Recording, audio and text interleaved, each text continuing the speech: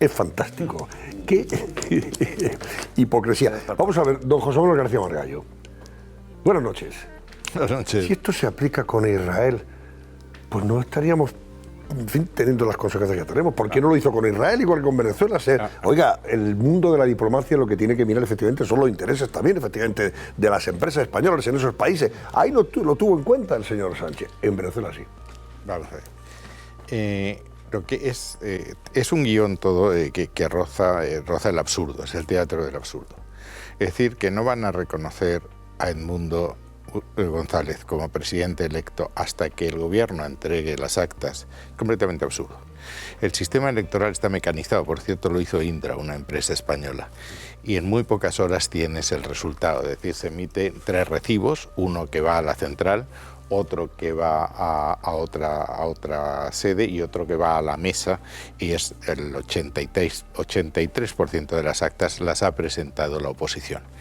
Y aunque del resto de las actas restantes el 100% de lo que falta reconociese a Maduro, no alteraría el resultado. Segundo, hay que tener mucho tupé para acusar al Partido Popular de actuar unilateralmente. Yo quiero recordar aquí que el cambio de actitud respecto al Sáhara que habíamos mantenido todos los gobiernos durante 40 años, se cambió por una carta que no estaba escrita aquí, que no fue debatida en Consejo de Ministros, cosa que no hizo Franco con el Estatuto de Autonomía del 73, no fue comunicada a la oposición y desde luego no fue discutida en el Parlamento.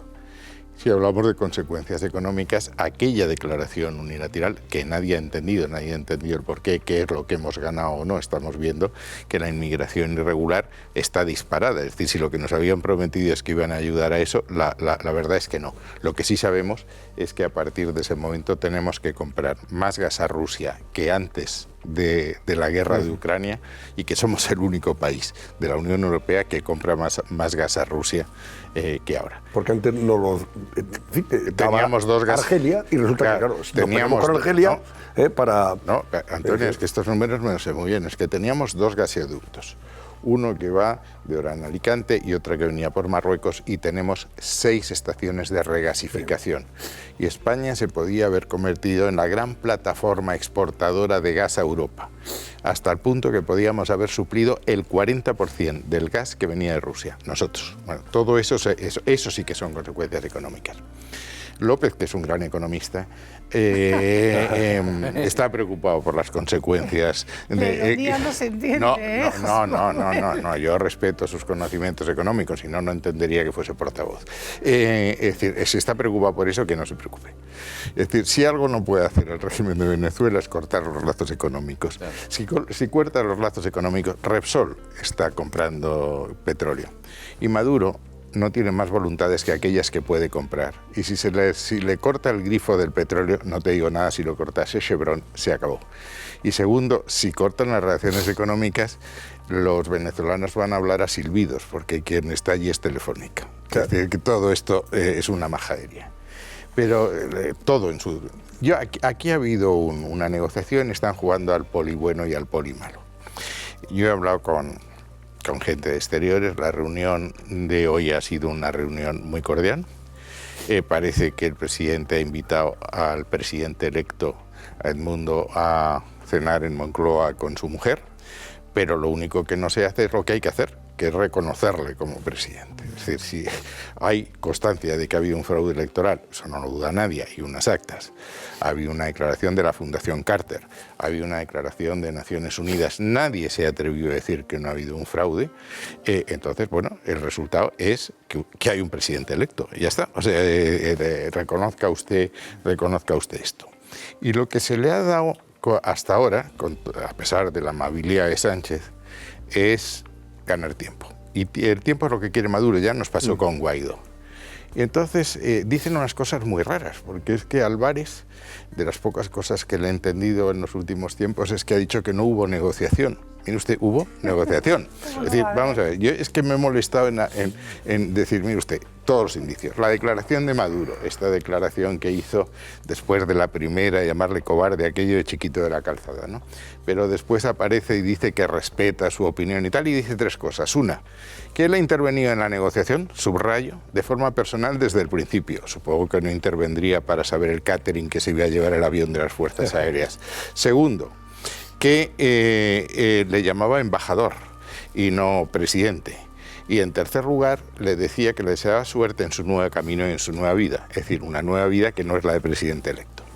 Segundo, y no ha sido resaltado por los medios y me ha chocado, la vicecanciller, la señora Godoy, presenta una nota de protesta en la Embajada de los Países Bajos por dar refugio a Edmundo González Urrutia. Estuvo primero en la Embajada de los Países Bajos, Holanda, y después vino a la de España. Hay carta de protesta diciendo que es una injerencia ilegal. Estuvo en la de España y que yo sepa no ha habido ninguna protesta. Tercero, el fiscal general dice que archiva todos los casos. Oiga, si había delito, porque este señor se vaya, no deja de hacer delito. Es decir, claro, si a ti te están acusando de no sé qué y te vas a Francia, dice, archivo el caso. Oiga, no, usted, que se lo pregunten a Puigdemont. Efectivamente. Vamos. Bueno, y el propio Edmundo González Urrutia, cuando llega, firma. No firma como presidente electo. Pero sobre todo es que ¿a quién beneficia esto? En términos taurinos, a mí me gusta mucho hablar en términos taurinos después que al ministro de Cultura no le gusten. ¿Qué es lo que se hace cuando hay que echar un toro al corral? Pues hay unos monosabios que le varean y hay un manso que le enseña la salida, y eso es exactamente lo que hemos hecho. Allí le han amenazado de todos los males, allí está todavía una hija suya, su yerno y una nieta. Sí. Y Zapatero, Sánchez, que sea Sánchez, pero le enseñan la salida, y la salida es que se venga a España. Y eso explicaría, José Manuel, el hecho de que hoy, por ejemplo, bueno, primero el comunicado del otro día en el que no se reivindica como presidente electo de ese claro, país, ni va a la manifestación delante del Congreso. Exacto. Es que yo creo que ha habido tampoco ha habido ni una, ya no una rueda de prensa, pero sí un comunicado que él personalmente, yo creo que eso lo va reivindicándose como presidente de Venezuela. Yo creo que eso es posible, ¿Por qué todo esto que no lo se produce? ¿Por miedo precisamente? Yo creo que pueda tener yo creo que Exteriores en una primera reacción lo cogen le meten en una casa pagada por el gobierno español. Supongo que le aconsejan que no vaya a la manifestación, etcétera. Yo creo que a partir de esta reunión con Sánchez le dejarán decir alguna cosa, pero lo que no hay es reconocimiento. Y aquí, mira, hubo una carta que yo vi este verano, el 14 de agosto. ¿Pero por qué lo reconoce el gobierno de España? Pues yo no lo sé. ¿Se justifica o lo justifica el hecho de que la posición tiene que ser común con el resto de la Unión Europea? Hombre, teniendo en cuenta que se ha ido y con Israel. ¿Y con Israel? Claro. Pero ¿qué tiene que ver eso? Con Palestina. Claro, pero ¿qué tiene que ver una cosa con la otra? Además, vamos a ver, hay una cosa que España está renunciando desde que está este gobierno. En el Consejo de Exteriores de la Unión Europea hay una tradición, que es que el que primero que habla en un tema es el país que más afectado está en un tema. Es decir, si ahora estuviésemos en el Consejo de Ministros y quisiésemos hablar de Ucrania, el primero que habla es Polonia, los países bálticos, etcétera, porque son los que conocen mejor el tema. Siempre el liderazgo en estos temas ha sido España. Cada vez que había un tema de Iberoamérica, hablaba primero España y de alguna manera marcaba la línea.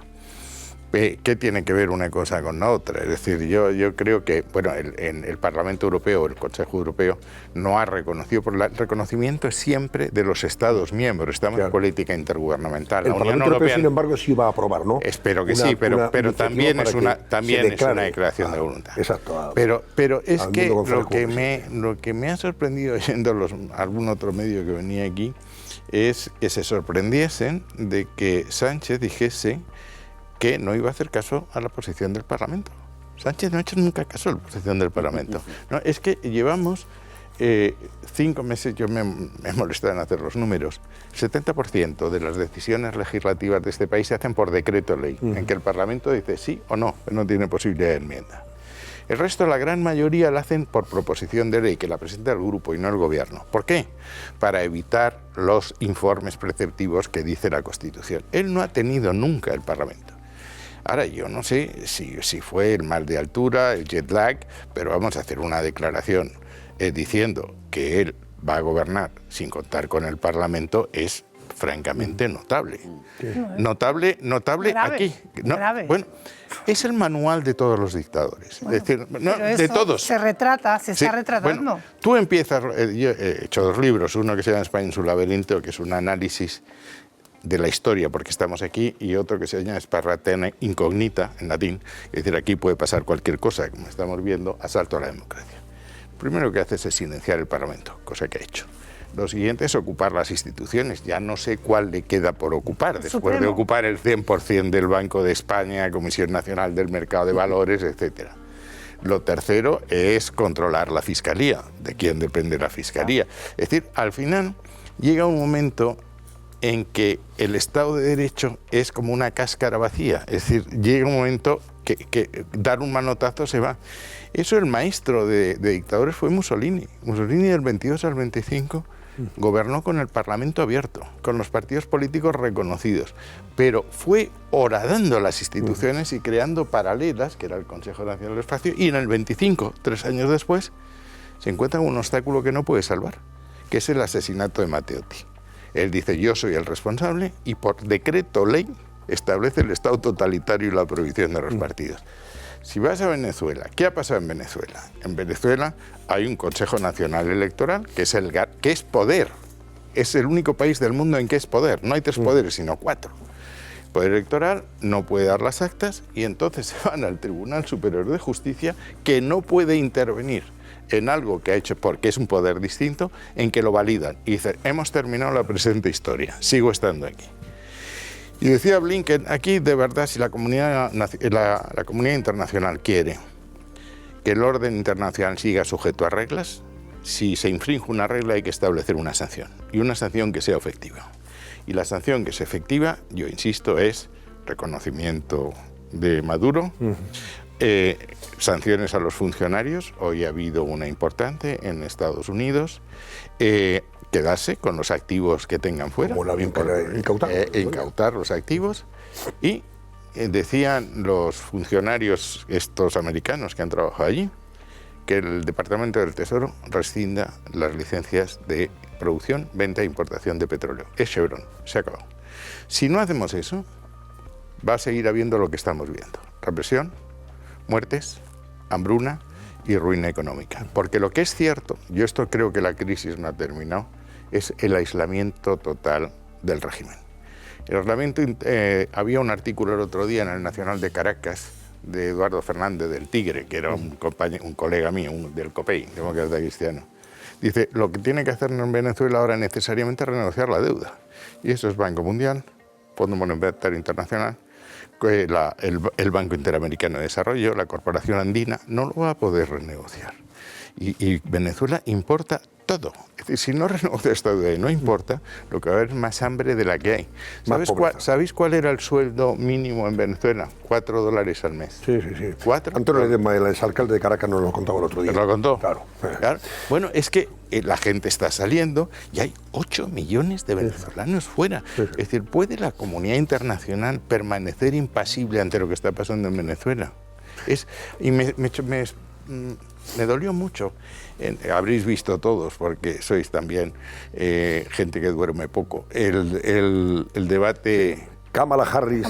Ni media palabra de Venezuela. No dijeron eso. Ni media palabra. Fíjate, en un momento determinado se refirió a Venezuela Trump, pero diciendo que les habían mandado todos los delincuentes y luego que tenía allí para que allí no hubiera ya delincuencia y seguridad y todos esos que habían mandado, que todos los que habían salido venían de asilos mentales, de presos. Y luego hizo otra en estas licencias verbales que tiene Trump, que dijo que Biden y Harris habían llegado a Estados Unidos a la misma situación que Venezuela, lo cual es una hipérbole un poco más. Una butada. Sí. Volviendo, José Manuel, vamos a volver a las palabras de Sánchez, porque me interesa ahora que valoremos la situación en función de lo que Sánchez ya está viendo, viviendo y no sé si también planeando. Efectivamente, dice en un momento determinado, yo estoy dispuesto a seguir avanzando sin el concurso del Poder Legislativo, o sea, sin el Parlamento. Por cierto, el Parlamento le ha echado para atrás ya 40, creo, iniciativas, o sea, derrotas ha tenido ya el gobierno en eso. Es un gobierno muy débil, Entonces, y por otro lado luego lo intenta matizar. Después de lo que soltó, viene de China y creo que intenta matizar sus palabras, pero bueno, al final vienen a coincidir en que está dispuesto a seguir a resistir y a no gobernar. Escuche. Vamos a avanzar con determinación en esa agenda, con o sin apoyo de la oposición, con o sin un concurso de un poder legislativo. Desde el punto de vista del Gobierno de España, máximo respeto, máxima colaboración y tender puentes con todos los grupos parlamentarios, salvo con uno, como he manifestado en reiteradas ocasiones. Lo que también dije es que el Gobierno de España, como Poder Ejecutivo, no va a renunciar a una hoja de ruta, a una agenda. ¿Pero qué agenda y qué hoja de ruta si no tienes el aval del Parlamento para legislar? ¿A dónde vamos? Recuerdo de mis apuntes de la oposición que se decía que el presupuesto es la expresión cifrada de un proyecto político. Si no hay presupuesto, es que no hay proyecto político. Es decir, ¿cómo se puede gobernar sin presupuesto? Prorrogando y prorrogando y prorrogando. Es que es completamente absurdo. Pero además él mismo decía que no se puede gobernar sin presupuesto. Cuando tuvo problemas Rajoy le dijo, no puedo gobernar sin presupuesto, vaya. Bueno, sí, si vamos a entrar en las contradicciones de Sánchez, podemos estar aquí no, toda la semana. Ahora, en ese sentido, José Manuel, claro, ¿qué cabe esperar de lo que queda de legislatura, teniendo en cuenta que efectivamente le va a costar esos presupuestos, no parece que vayan a salir, el techo de gasto, que es el paso previo, no lo va a sacar adelante porque sería incoherente por parte de los Puigdemones, como yo les llamo, los de Junts, que ahora vayan a votar lo que hace 2 días votaron en contra. Y es lo mismo, es lo mismo. Entonces, si no hay presupuestos, ¿hasta dónde puede aguantar este hombre? No va a sacar tampoco ninguna ley, ha sacado la de la amnistía porque le convenía a los que la han votado, lógicamente, a él y a los separatistas, pero ya no hay margen para sacar nada más. No, vamos a ver, yo creo que la capacidad de destrucción de Sánchez es absoluta. Y yo creo que estamos en un momento muy complicado. Es decir, es que aquí la gente no se está dando cuenta de lo que significa eso llamado régimen singular para Cataluña, en que se quedan con todos los impuestos y transfieren 2 cantidades, una para pagar los servicios que el Estado siga prestando allí, que serán exterior y defensa, nada más que va a quedar en Cataluña de españoles el Corte Inglés, y en segundo lugar una especie de transferencia de solidaridad, pero eso lo quieren negociar año a año, y la experiencia nos dice que cada vez que tienen que negociar año a año el gobierno, para conseguir sus votos le da lo que sea, es decir, nos vamos a encontrar con algo que es muy importante, es que si las demás comunidades siguen, lo que estamos es en un cambio del modelo de Estado, un cambio de la Constitución por la puerta de atrás. Fíjate si puede hacer cosas. Yo creo que puede hacer auténticos disparates. El problema es que yo creo que una moción de censura no es posible. Y no creo que él pueda sacar grandes cosas, porque si se enfada Junts, Esquerra la apoyará, pero si se apoya en Esquerra se enfrentará a Junts. Es decir, esto es un disparate, lo que además es una situación de absoluta ingobernabilidad.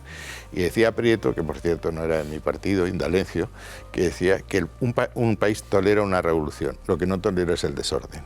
Y entonces estamos en un desorden permanente. A mí me gustaría, si puedo preguntarle, señor Margallo,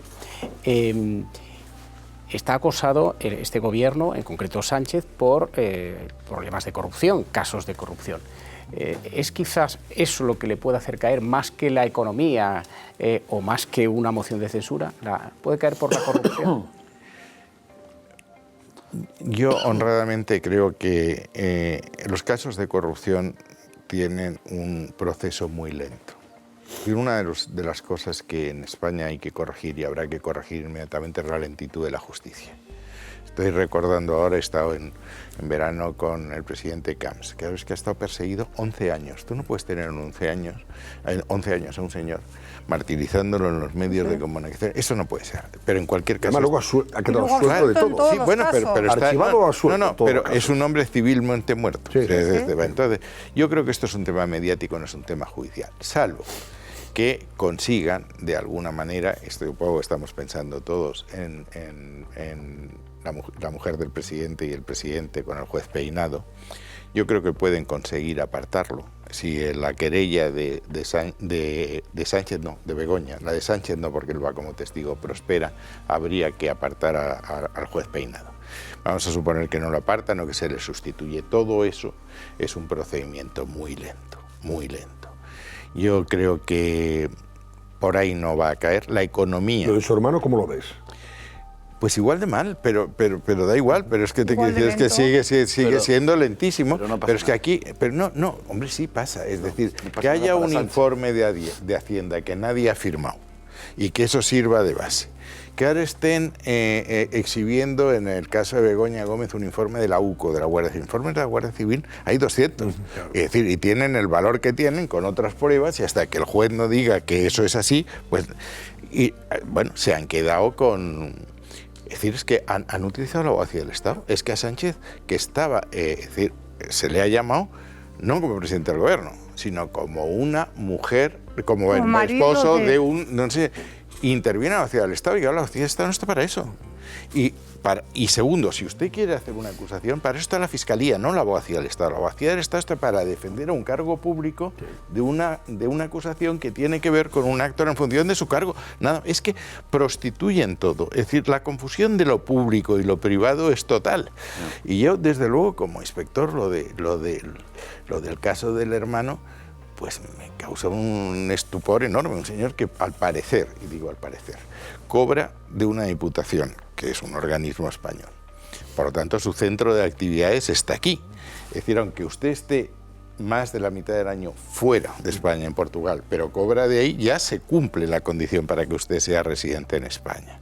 Segundo, aquí lo que hay que explicar qué es lo que al final se resuelve todo. ¿Usted qué dinero tenía antes, qué dinero tenía después y dónde lo ha ganado? Dígame usted de dónde viene este incremento de patrimonio y por qué tiene usted un piso en San Petersburgo. Me parece que tiene otro en Tailandia, o sabe Dios dónde. En Tailandia. Sí, bueno, que sepamos. En Leningrado. En Leningrado. No le llames Leningrado, que gracias a Dios aquello ya terminó. Stalingrado. Pues peor Stalingrado que Leningrado. Igual, por eso. Bueno, San Petersburgo, Sí, no, yo es que decía que no pasa nada. Claro que pasa, estoy de acuerdo en el diagnóstico, pero para un político con límites éticos y morales. Es que estamos con Pedro Sánchez. No, pero el problema es la opinión pública. Sí, pero es que la opinión pública, ahí están las encuestas, sigue por mil causas que no vienen al caso ahora. Yo quiero decir con esto que coincido cuando nos preguntan muchas veces, bueno, esto está finiquitado, es que en cualquier democracia un gobierno tan inestable, sin poder aprobar unos presupuestos, está finiquitado. Con Pedro Sánchez yo coincido contigo, no está finiquitado. Hace 2-3 años alguien nos llega a decir que se iba a firmar una amnistía redactada por Puigdemont para seguir en el poder, y hubiéramos dicho imposible, aun siendo Pedro Sánchez. Ahí la tenemos. Sí. Hace unos años nos llegan a decir los indultos, el concierto cupo catalán. Hubiéramos dicho que es que, no, hombre, esos son límites eran líneas infranqueables. Eran líneas rojas. Pues las tenemos. Y hubiéramos pensado que eran imposibles. Sí. Bueno, lo que pueda hacer en un futuro, en este momento, en esta mesa, ni lo imaginamos. Y mi pregunta es... Los corifeos del régimen dicen que no es un concierto. Mire usted, régimen singular y régimen común no puede ser al mismo tiempo. Es como soplar y sorber al mismo tiempo. Segundo, si tú me dices, lo que es obvio, es decir, que es un concierto, que una comunidad autónoma se queda con todos los impuestos y que transfiere 2 cantidades a la Hacienda Central. Eso es el concierto, el vasco, y eso es el convenio navarro. Y esto es lo mismo. Y claro, yo digo, oiga, si anda como un pato, nada como un pato, parpa como un pato, claro, es un pato. Usted le llamará como quiera. Sí, pero lo niegan. Pero lo van a revestir de otra forma. Claro. Mi pregunta era, ¿no crees que hay posibilidad para conseguir apoyos y poder a lo mejor incluso aprobar unos presupuestos para tener un margen de años de revestido de una consulta, que al final haya un referéndum en Cataluña? ¿Cómo si va a haber un referéndum en Cataluña? Es que yo opino como tú. No, es que esto, vamos, yo me parece que lo he dicho hace 4 o 5 años. No va a haber un referéndum en España, va a haber un referéndum en Cataluña, porque lo que van a hacer es incorporar todo esto a un estatuto. Y ese estatuto se refrenda en Cataluña, claro, pero no se refrenda en España. Y el Tribunal Constitucional luego dice que ese estatuto es eso. Eso es lo que pasó en 2003 con Maragall. ¿O es que alguien le preguntó al pueblo español si el referéndum que hizo Maragall, que contenía, por cierto, todo esto, este tiene más cosas, pero todas las demás están ahí? Y lo de la nación, lo del... Y porque lo limpió como una patena el Constitucional de entonces, ojo. No, anuló 14 artículos. Bueno, una patena no, porque además tardó 4 años en decidir lo que era y se puso en práctica un montón de artículos que luego no se pudieron echar atrás. No se le va a preguntar, aquí se va a ir a un cambio del Estado, un cambio constitucional por la puerta de raíz. Y fíjate, esto es más importante, es que no estamos discutiendo la Constitución, estamos discutiendo la idea misma de España, es que lo que se va a cambiar es el demos constituyente. Una mutación constitucional es lo que se va a producir. No, y el cambio del demos constituyente. Y esa labor de demolición del Estado de Derecho que apuntaba usted, en el sentido de que lo está dejando como una cáscara vacía. Una cáscara vacía, eso es muy importante. Esta frase que hemos oído de que va a avanzar con o sin el poder legislativo, a mí me recuerda a la que pronunciaba Hitler, parecido a Mussolini, cuando decía aquello de yo no he venido a perfeccionar la democracia, he venido a simplificarla. Este está simplificando todos los mecanismos democráticos. Desde luego. Y ya tiene un triministro que se ocupa del Parlamento, de la Administración y de la Justicia, que eso era la unidad de poder y la coordinación de funciones. Sí, pero fíjate, ahora están diciendo que no lo hace tan bien lo de las relaciones con las Cortes, porque con el desorden que hay en las Cortes, y él es el responsable de que no haya desorden. No, yo quería que... hay una cosa, yo no sé si la gente además al final es consciente de todo esto en función de las consecuencias que tiene. Aquí se hablaba mucho del concierto económico en Cataluña, el cupo catalán, la financiación entre comillas singular, etcétera, etcétera. Pero lo que hay que valorar también, al margen de lo que suponga efectivamente de modificar la Constitución por la puerta de atrás, lo importante son las consecuencias, efectivamente, y las consecuencias que tiene para el resto de comunidades, que eso es lo que hay gente que tiene que saber, que si esto se materializa, cosa que tendrá que aprobar el Parlamento, y ahí espero yo que algunos diputados socialistas, hombre, tengan dignidad, algo más que dignidad incluso. Va a hacer un congreso para dejar eso con obediencia jesuítica, sí, cadáveres. De todas formas, ¿qué consecuencias, si esto se materializa y se aplica, qué consecuencias tiene para el resto de comunidades, especialmente aquellas más desfavorecidas? La gente que nos escucha entenderá que si han pedido esto no es para pagar más o seguir pagando lo mismo, es para pagar menos. Si hay menos dinero de Cataluña que viene a la Administración Central que tiene que repartir en el resto de las comunidades autónomas, quiere decir que la tarta a repartir es menor. Eso me parece que es una evidencia. Por tanto, van a tener peor educación, peor sanidad, peores servicios públicos. Pero hay otro tema, porque yo entiendo que a parte de la izquierda la idea de España les traiga sin cuidado. Pero el fraude fiscal no les trae sin cuidado. Y es que si tú dejas que sea una comunidad autónoma la que recaude todos los impuestos, vamos a pensar en impuestos sobre la renta, el impuesto sobre sociedades y el impuesto sobre el valor añadido. El impuesto sobre el valor añadido que se paga en Barcelona, que es otra consecuencia de lo que va a venderse en Extremadura, por tanto es Extremadura quien lo paga al final, se queda en Cataluña. Segundo, cuando tú vas a hacer una inspección a una sociedad o una empresa en Cataluña, tienes que pedir los datos de las otras comunidades autónomas para cruzarlo y ver si es verdad. Eso no funciona. No ha funcionado nunca. Tardan mucho en darlos, es decir, todo esto. Entonces, el fraude va a ser gigantesco. Es que vamos a tener 17 Gibraltares. Ahora que hablábamos de Gibraltar. Es decir, régimen singular de Gibraltar, más otros 17 regímenes en territorio español. Bueno, Gibraltar también lo es, pero vamos, digo, es soberanía española. Esto lo resumió Bono de una forma muy simple y muy fácil. Si alguien quiere comer aparte, es porque quiere comer más. Y mejor. Y mejor. Más y mejor. Está claro. Yo no quiero comer de menú, quiero comer de carta. Pues no voy a decir no de menú para pedir algo peor que el menú. Es que eso es evidente. No, Bono de vez en cuando dice alguna cosa razonable. Bueno, seguimos con José Manuel García Margallo, exministro de Asuntos Exteriores, entre otras cosas. Ahora ya felizmente retirado de la política, José Manuel. A media.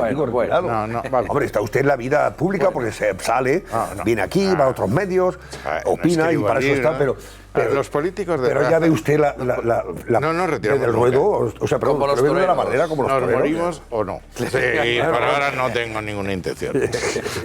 Estamos hablando de esa situación que se vive ahora mismo en España, de incertidumbre, teniendo el gobierno probablemente más débil de todos los que hemos tenido desde el arranque de la democracia, ¿no? Porque es un gobierno que depende de los vaivenes de sus socios parlamentarios.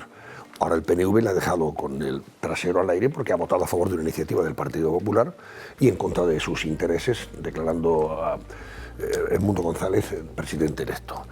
Junts le está amenazando constantemente. Él le dijo, no cuente con nosotros para sacar adelante el techo de gasto y los presupuestos. Y queremos un concierto económico, pero vamos, quedárnoslo todo en Cataluña y ya veremos si damos algo al resto de... La llave de la caja se llama. Por eso digo yo, si esto se continúa así, de verdad que es sostenible. Él puede seguir 3 años en estas circunstancias y sin presupuestos. Yo creo que va a seguir. Es decir, porque ¿Pero cómo? la única forma... Estando en la Moncloa, sin más.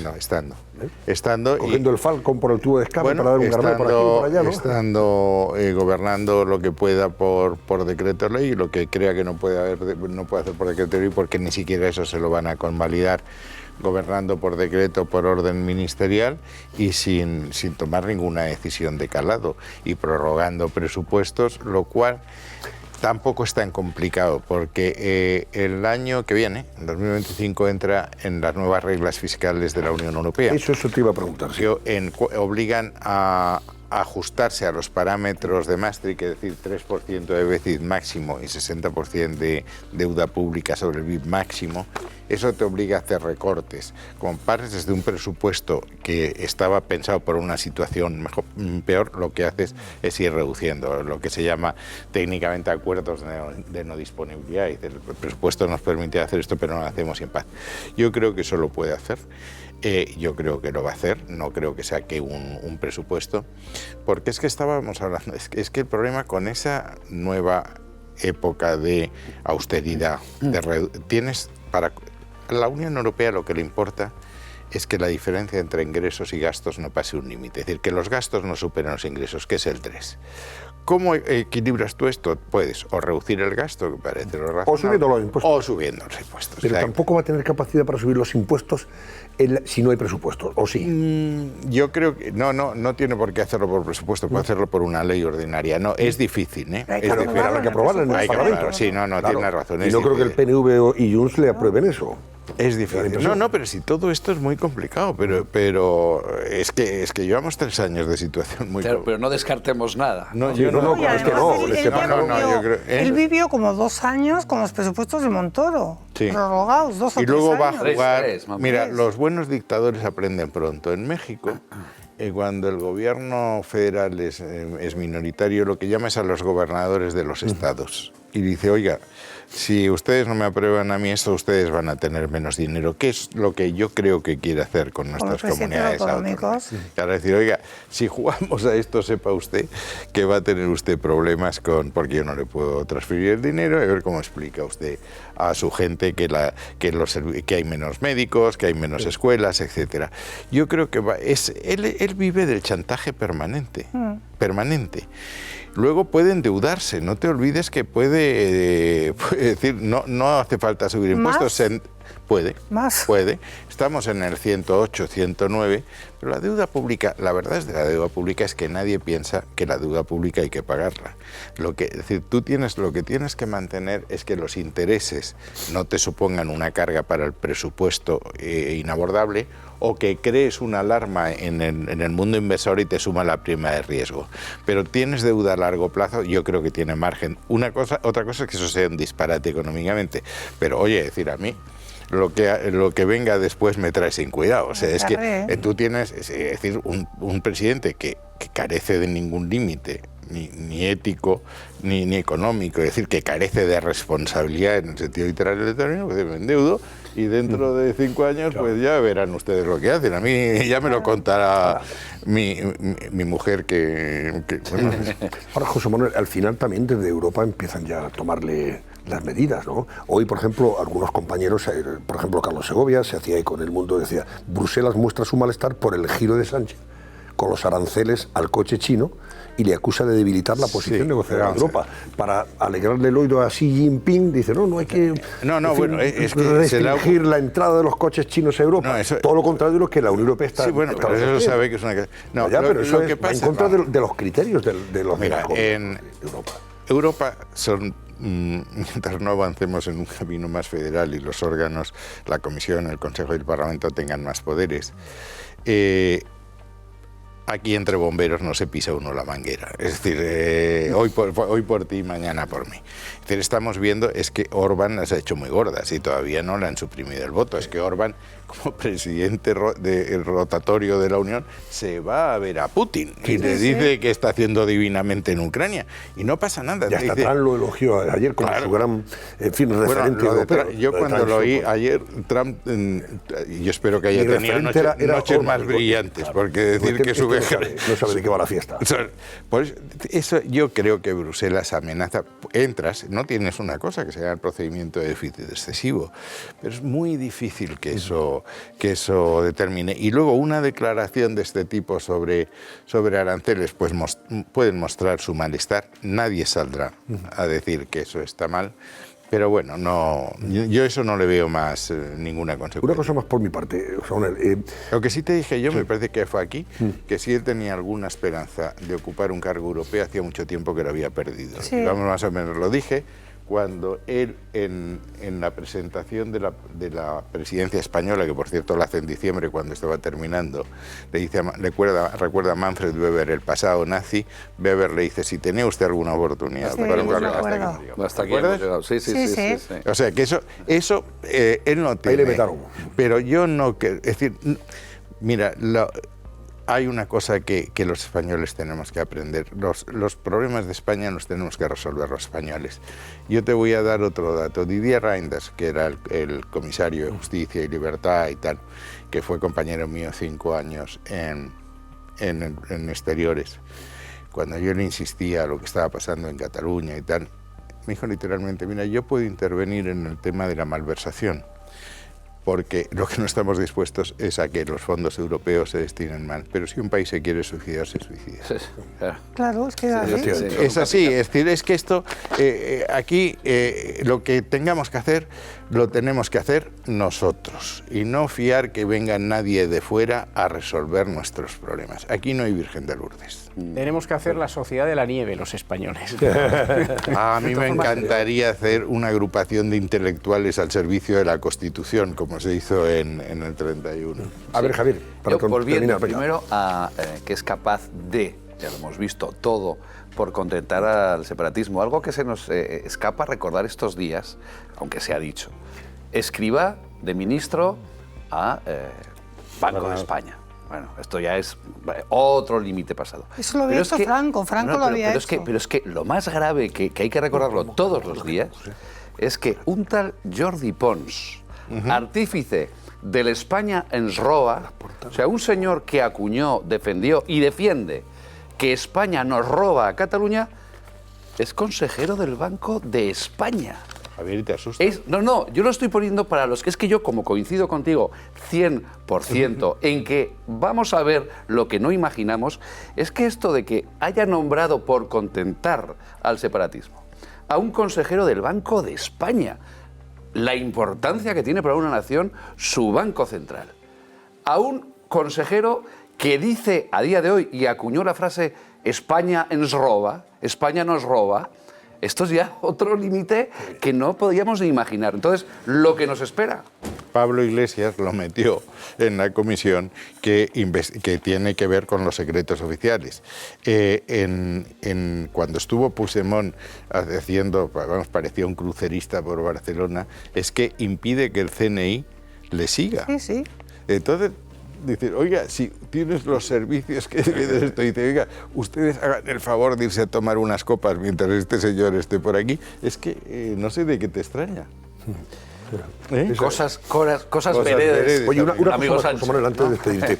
Ya sabes que inevitablemente va a llamar a los presidentes autonómicos en general y del PP en particular para que pasen por la Moncloa y de esa forma pues intente blanquear esto del concierto económico.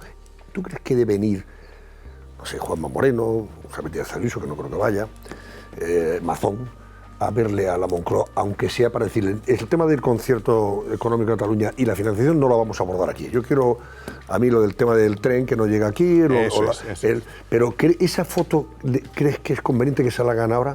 Yo soy muy yo creo que yo soy muy institucional y el presidente de la comunidad autónoma es el representante ordinario del Estado en su comunidad, y si te llama el presidente del gobierno, yo creo que tienes que hablar con el presidente del gobierno. Dicho eso, si un presidente de una comunidad autónoma nuestra rompe el pacto de no hablar de financiación y se presta a cualquier cambalache, sea porque se le condona la deuda, se le aplaza la deuda o se le garantiza un régimen singular, el partido va a sufrir una herida absolutamente letal. Es decir, este partido ya nos pasó con el tema de los gobiernos regionales después de las autonómicas y antes de las generales. Este partido, y estoy en esta casa y mi padre era de la Juventud de Acción Popular, no es la Confederación Española de Derechos Autónomos, es un partido nacional. Y estamos hablando de un tema nacional.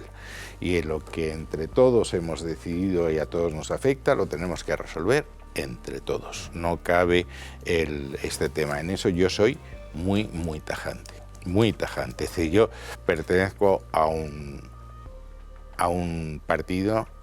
Mira, estoy haciendo ahora las memorias, ¿sabes? Le conté, estoy con la última parte del franquismo, y yo le pregunté al rey en un viaje a Riad, le dije, ¿le daba instrucciones el general Franco? Y dije, no. Y dice, cuando yo le pedí asistir a consejos de ministros, me dijo, no le va a servir a usted para nada, porque lo que Vuestra Alteza tiene que hacer es completamente distinto a lo que yo estoy haciendo. Pero me dijo, cuando se iba a morir, me cogió las manos y me dijo, Alteza, cuídeme la unidad de España. Claro. Y eso es lo que está consagrado en la Constitución, amigo mío. No, es no que lo sí, diremos, no es que lo diga Franco, lo diga... Pero eso digo que no es un cambio de consagra. Constitución, es que España tiene una Constitución porque es una nación que se da una Constitución. Es decir, el problema no es que cambie la Constitución, es que estás alterando lo que se llama el demos constituyente, el sujeto que se regula a sí mismo. Es que estás... Mira, y las confederaciones, yo solo conozco una. La austrohúngara, que terminó como terminó. Las otras son federaciones, incluida la Confederación Helvética, que confederación tiene lo que tú y yo de rabinos. Bueno, José Manuel García Margallo, gracias y buenas noches. Pues buenas noches. Siempre. Hasta la próxima. A ver si próxima. Echaremos otro rato bueno. Tiempo habrá, claro que sí.